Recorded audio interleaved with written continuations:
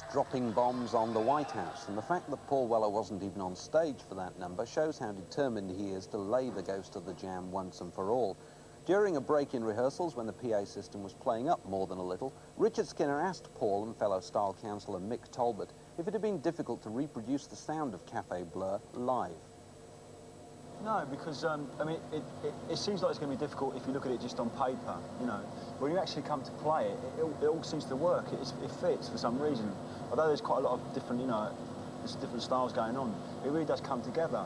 And it's not as if it's got, it's not as if it's all kind of like filtered through one sound either. You know, we haven't really made any compromises to, you know, to fit it all in. It's just exactly as it is, more, you know, as we done it originally. It just works, and I mean, it just sounds really, really good, and you know, it's just also just so interesting just to hear so many different styles played. Where did the jazz thing come from? We're a little bit reluctant to call it jazz because we realise we're open to a lot of criticism, you know. Yeah. So I mean, I think it's more kind of like punk jazz, really. Yeah, it's just an aspect of the sound. I don't know if we'd actually go out and say, hey, we're playing modern jazz now, you know. But where did it start from, even if it is just punk jazz? Was it you, Mick, who said, hang on, how about trying this? No, we just, we did a few instrumentals, and on the last tour we were messing around with a sort of horn riff, and we wrote an instrumental around that, really. A lot of it is just what happens in the studio. I mean, it's pretty ad libitum, or whatever they say in the Latin circles. Mick, is it really a cooperative thing totally now between you and Paul? Because it does seem to me that you're coming out of your shell a little more than the first time I interviewed the two of you together.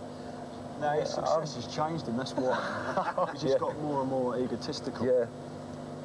I've got the piano-shaped duck pond now and everything. That's great. But how much do you call the shots as well?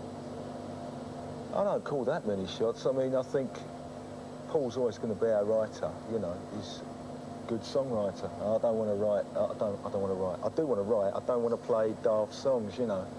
So I feel that it's sort of 50-50 in like the arrangement stakes, really, and things like that. This show is actually part of a tour of Britain that then moves to Europe and Japan, I hear, as well. And is all part of your Respond organisation. I wonder how involved you are still in the development of Respond, or is it now turning into a record company with you as a figurehead? No, it's not like that, because I mean it's not big enough. You know what I mean? I mean there's not that many acts for a start, and we haven't had that many hit singles. But how much of your average working week is being the record mogul? Not much really, no, because like I said, until it, you know, I mean it's too small for that kind of that thing. And also, I mean, we've got, you know, there's lots of people who work for Respond who do, like, you know, I think probably who do most of the work anyway.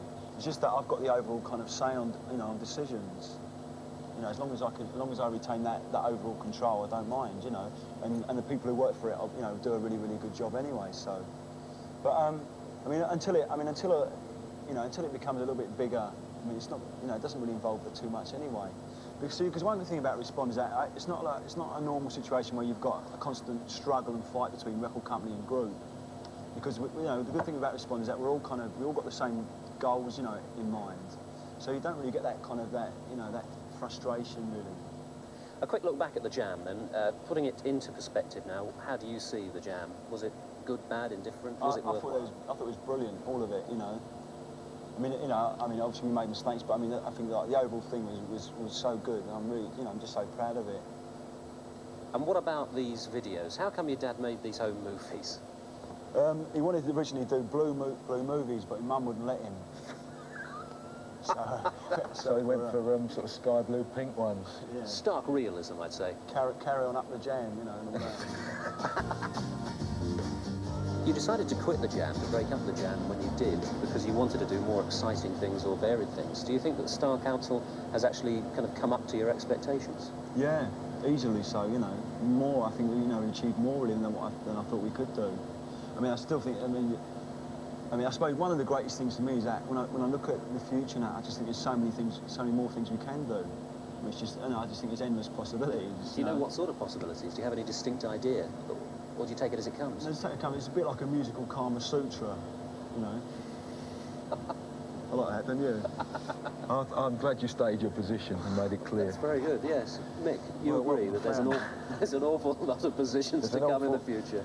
There are an awful lot. There's some... Yeah, there are, yeah.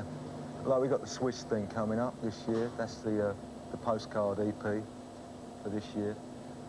And there's lots of other ideas that we've got that we don't want to sort of talk about too much. So but nobody has Nixon. I mean, the only thing... no, not that. I don't think, you know, not because of that, but Yeah. because in case we change our minds, because he's got an ever-changing Mood. thingy. Yeah. Paul. Well, the only thing I was going to say, the only thing that worries me a little bit is that recently a lot of people seem to think that because we do change a lot and there's a lot of different things going on, that we kind of see things and treat things, you know, in a very fickle way, as if we, you know, almost if we don't really care about what we do, which is just, you know, it's just totally wrong. I mean, the only reason we just, you know, we use so many different styles and different ways of presenting things is just to keep it interesting, you know. It's not that you're confused in what you're No, doing. it's not. I mean, a lot of people, I just get a feeling that some people, you know, a lot of people think this, but I don't know. It's not that. It's not for that reason, you know. I mean, I'm still very, very serious about what I do, you know, about writing songs, and I'm deadly serious about it, you know. I don't want people to think, you know, that I treat this as a joke, because I don't.